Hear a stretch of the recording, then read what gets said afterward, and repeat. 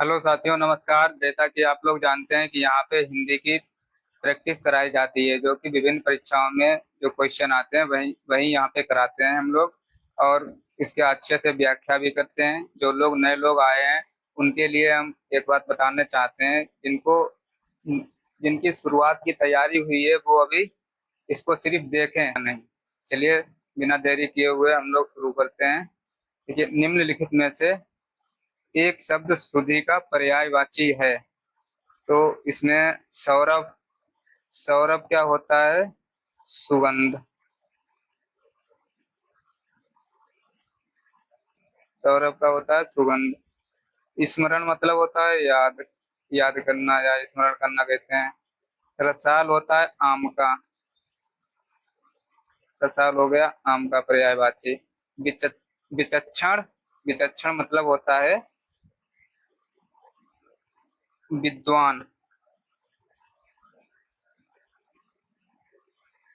और इधर सुधि का भी मतलब होता है विद्वान। विद्वान को हम लोग पंडित भी बोलते हैं और कोविद भी बोलते हैं। कोविद भी बोलते हैं। ये सब इसके पर्यायवाची हैं। तो नेक्स्ट क्वेश्चन हम लोग देखते हैं। निम्नलिखित में से गिरिजेश का पर्यायवाची है। गिरिजेश का पर्यायवाची देखते हैं हम लोग, बताइए कौन सा है इसमें। गिरिजेश का हिमालय। देखिए, ए ऑप्शन है हिमालय, बी ऑप्शन है महेश, सी ऑप्शन है चंद्र और डी ऑप्शन है विरूपाक्ष। तो इसमें कौन सा सही है, आप लोग बताएं। देखिए, बात करते हैं हिमालय। हिमालय को हम लोग करते हैं, देखिए हिमालय गिरी प्लस ईस से बना हुआ है। इसका मतलब होता है गिरीश। गिरीश। और गिरीश का मतलब होता है पर्वत। ईस मतलब, गिरी मतलब पर्वत और ईस मतलब राजा। तो ये हो गया पर्वत का राजा। पर्वत का राजा। दूसरा ऑप्शन हम लोग देखते हैं महेश। ये महेश का क्या होता है? मही, महीष बना है मही प्लस ईस से। महेश किससे बना है? मही प्लस ईस से बना हुआ है महेश। इसकी व्याख्या हम लोग देख लेते हैं।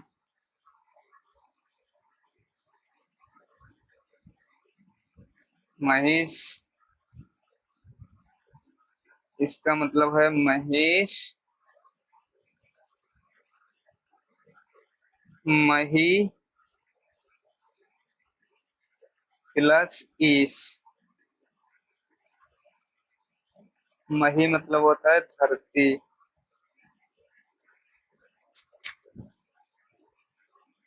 और ईस का मतलब होता है राजा। तो ये धरती का राजा मतलब इसका बन गया। इसमें देखिए दीर्घ, दीर्घ स्वर संधि लगी हुई है मही प्लस ईस में। संधि भी आप लोग देख के चलिए, इसमें दीर्घ स्वर संधि है। तो धरती का राजा, धरती का राजा किसे कहते हैं? राजा को। धरती का राजा राजा होता है। अब हम लोग दूसरा ऑप्शन देखते हैं। इसको बढ़ा के अब हम लोग गिरिजेश पे चलते हैं। गिरिजेश किसे कहते हैं? देखिए, गिरिजेश का अच्छे से समझिए, बिल्कुल बढ़िया से समझाएंगे। गिरि, पहले देखिए गिरि प्लस जा, ये बना है। गिरि का मतलब पर्वत, जा मतलब पुत्री। पर्वत की पुत्री कौन है? पार्वती। पर्वत की पुत्री पार्वती। और गिरि प्लस जा से बना हुआ है गिरिजा। ये भी आप लोग देख लीजिए, थोड़ा एडजस्ट करिएगा। गिरि प्लस जा से बना हुआ है गिरिजा। गिरिजा का मतलब होता है पार्वती। अब गिरिजा गिरिजा तक हम लोग आ गए हैं। अब गिरिजा के बाद देखिए देख चलते हैं यहाँ पे गिरिजा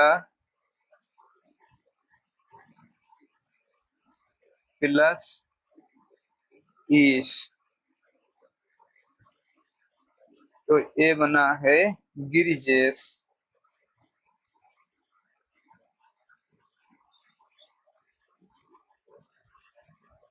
और गिरिजेश कहते हैं भगवान शंकर जी को।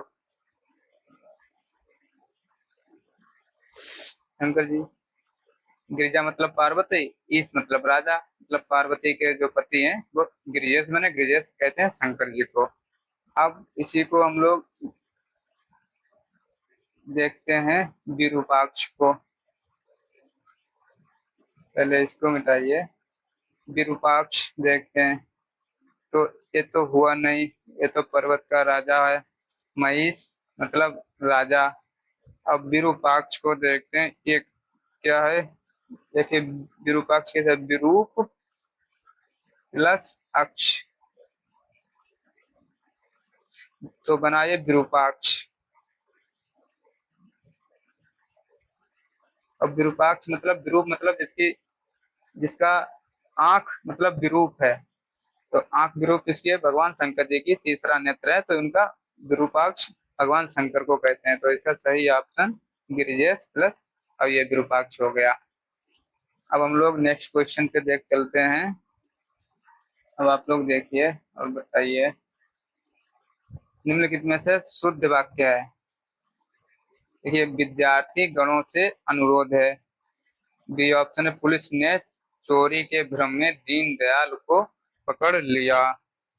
सी ऑप्शन है वह एक महान अपराधी है। डी ऑप्शन है शेक्सपियर के नाटकों का अभिनय होना चाहिए। देखिए अब हम लोग इसको एक्सप्लेन करते हैं। ए को विद्यार्थी गणों, ये जो गणों लगा ये गलत है। गण जो होता है, एक सेकेंड, गण ये अपने आप में बहुवचन होता है, तो इसमें गणों लगाने की आवश्यकता नहीं है, ये तो एक गलत हो गया। पुलिस ने चोरी के भ्रम में दीनदयाल को पकड़ा, यहाँ पे भ्रम लगाए, भ्रम में किसी को पकड़ नहीं सकता जब तक अपराध ना वो सिद्ध हो जाए, तो ये इसके चक्कर में गलत हो गया। सी ऑप्शन है वह एक महान अपराधी है। अपराधी से पहले महान लगाना गलत है, क्योंकि ये महान किसी अच्छे आदमी के लिए या किसी उच्च लोगों के लिए लगाते हैं, ना कि अपराधियों के लिए महान लगाते हैं, तो इसमें ये गलत हो गया, ये भी गलत हो गया। शेक्सपियर के नाटकों का अभिनय होना चाहिए, ये सही है। अब हम लोग नेक्स्ट क्वेश्चन पे चलते हैं और इनको नोट डाउन करते रहिएगा। देखिए निम्नलिखित में से कौन सा धुरजिट का पर्यायवाची है। धुरजिट, धुरजिट, देखिए धुरजिट का मतलब होता है भगवान शंकर जी।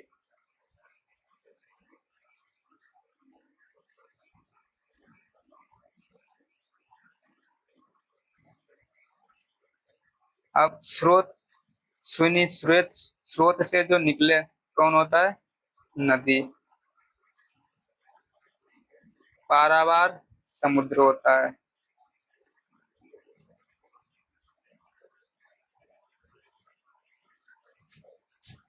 सहस्त्राक्ष, ये देखिए इसकी हम लोग व्याख्या करते हैं सहस्त्राक्ष की अच्छे से, आप लोग देखिएगा। हम लोग सहस्त्राक्ष को आपको एक बार बता देते हैं।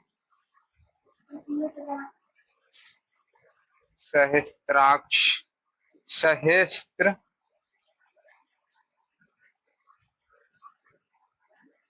सहस्त्र का मतलब होता है 1000, अक्ष मतलब होता है आंख, मतलब 1000 आंखों वाला। 1000 आंखों वाला को हम लोग कहते हैं किसको, इंद्र को। इंद्र को सहस्त्राक्ष भी कहते हैं और इनको सहस्त्र सहस्त्र नयन भी कहते हैं। नयन का भी आंख, आंख भी, आंख का नयन भी एक और होता है, आंख को ही नयन भी कहते हैं। तो इसको सहस्त्र नयन भी कहते हैं और सहस्त्र आक्ष भी कहते हैं। तो ये इंद्र जी का पर्यायवाची है। अब हम लोग चलते हैं अपने सी ऑप्शन पे, व्याख्या करते हैं। देखिए बताते हैं आपको। गुडाकेश, गुडा, एक सेकेंड,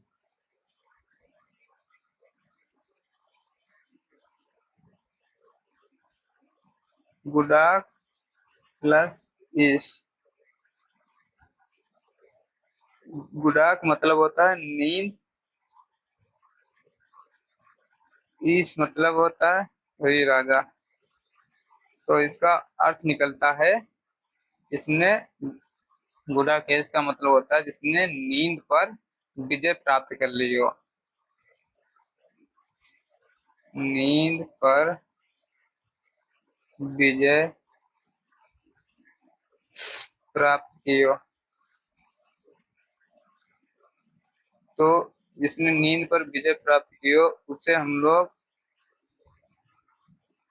जिसने नींद पर विजय प्राप्त की है उसे हम लोग कहते हैं,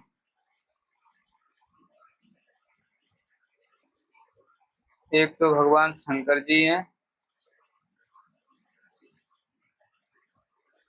एक अर्जुन।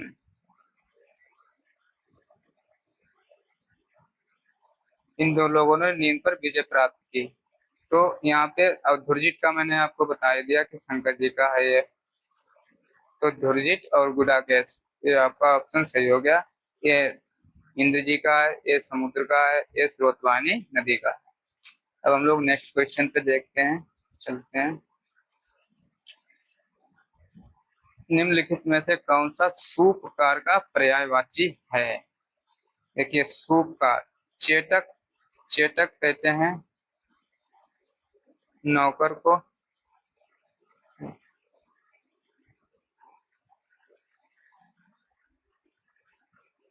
नौकर हो गया, सेवक हो गया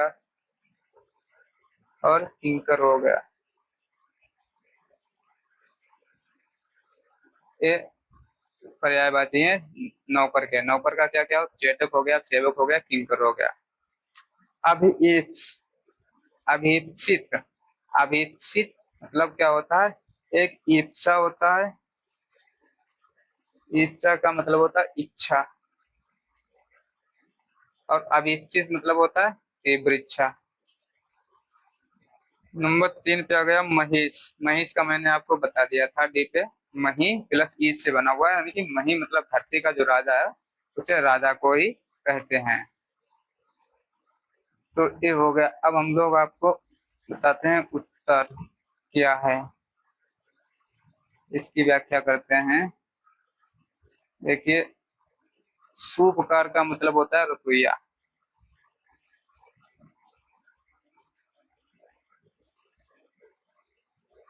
रसोईया। आंशिक का भी मतलब होता है रसोईया। अच्छा इसके साथ मैंने आपका आंसर तो ये है, एक मैं आपको बता दूं आंशिक कैसे बना है। ये अंधस प्लस इक, इससे बना है आंशिक। और एक होता है ओदन। तो अंधस प्लस ओदन किसका होता है, पका, पके चावल, जो हम लोग पके चावल खाते हैं वो होते हैं। ये पके चावल का होता है जो भात होता है। और भात का तत्सम आप देख लीजिए, भात का तत्सम हम लोग भक्त को कहते हैं। और भक्त के तद्भव दो हैं, एक भात और दूसरा भगत, जो हम लोग पूजा करते हैं जिनकी। चलिए ठीक है, अब हम लोग नेक्स्ट क्वेश्चन देखते हैं। सींग का तत्सम रूप है। ये ऑप्शन है श्रृंगाटक, सुगट, सिंगाड़ा या श्रृंग।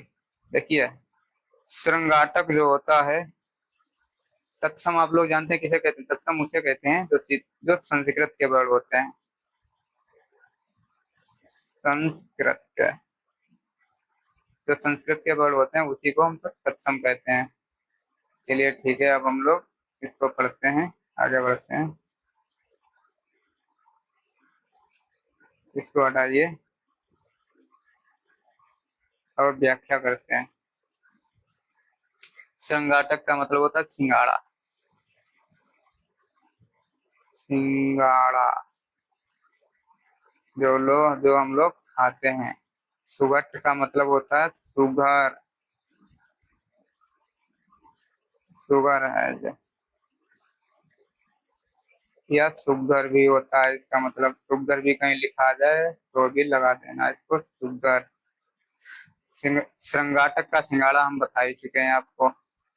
श्रृंग, अब इसकी हम लोग व्याख्या करते हैं। देखिए आप सही आंसर की, ये सब लोग आप लोग नोट करते चलिएगा, बहुत महत्वपूर्ण सवाल है, अच्छे अच्छे आते हैं। अब देखिए सींग, इसका मतलब होता है, श्रृंग का मतलब होता है सींग। आप आंसर आपका है ए सही, श्रृंग का मतलब है सींग। अच्छा, एक चीज आप लोग और भी देखिए, कहीं कहीं श्रृंग ऐसे लिखे आता है, जब बर्तनी शुद्धि होगी तो ये क्वेश्चन गलत हो जाएगा। एक हम आपको और व्याख्या कर दें, आंसर तो इसका ये हो गया। एक इसी से मिलता जुलता श्रृंगाल होता है, श्रृंगाल। ये क्या होता है? ये होता है सियार। और एक होता है श्रृंगार। चलिए ऊपर लिख लेते हैं हम लोग इसको।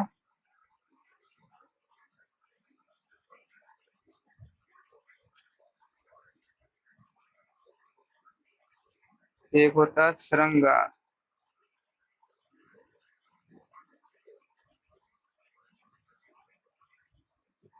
ये क्या होता है? ये होता है श्रृंगार। जो लेडीज श्रृंगार करती हैं वो वाला। अच्छा, कहीं भी एक, ये तो हो गया, नोट कर लीजिए या स्क्रीनशॉट ले लीजिए।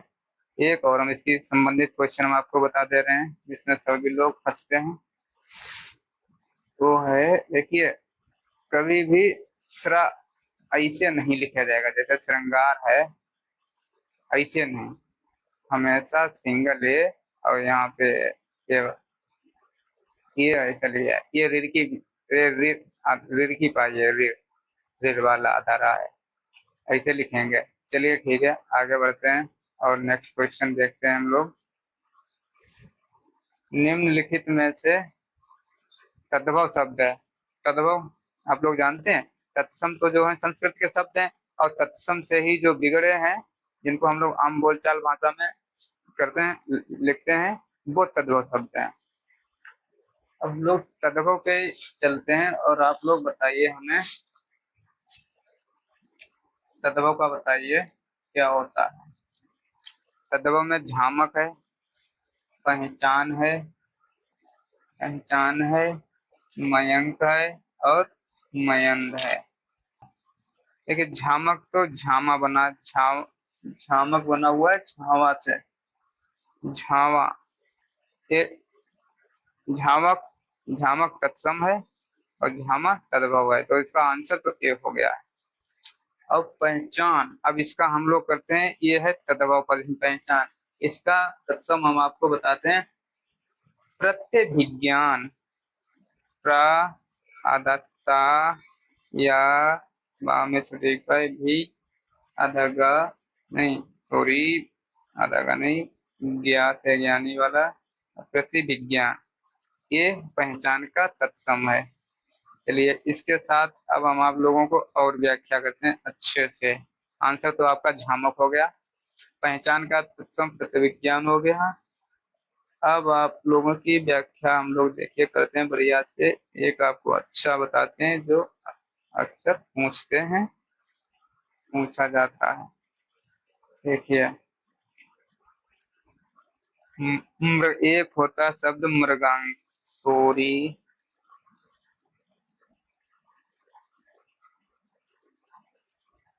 मृगांक।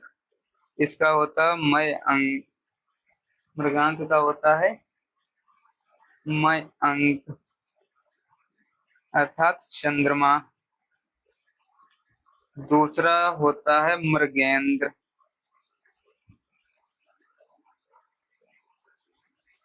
इसका होता है मयंक अर्थात शेर। अब हम लोग और आपको व्याख्या करते हैं, देखिए। इसके अलावा इसको हटाते हैं, फिर आपको बताते हैं। मृगांक और मयंक तक हो गया। अब आपको बताते हैं हम।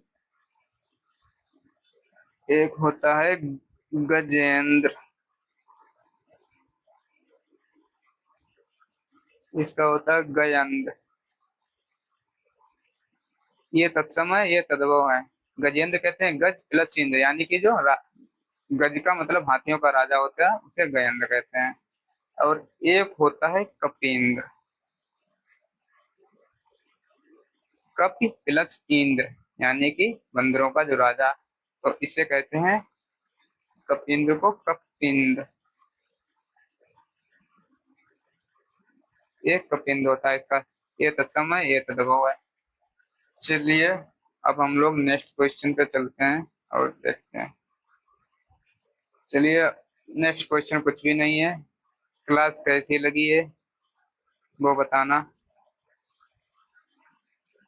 और कैसी मैंने व्याख्या की है ये भी बताना। तरीका सही है या गलत है, या क्या सुधार कर सकते हैं, और वो भी बताना। इसी तरीके से हम लोग अच्छे से इसकी पढ़ाई करेंगे, तैयारी करेंगे, और आराम से व्याख्या करते हुए चलेंगे। कोई भी क्वेश्चन डाउटफुल नहीं छोड़ा जाएगा। क्वेश्चन वही होंगे जो सभी आ रहे हैं। ओके साथियों।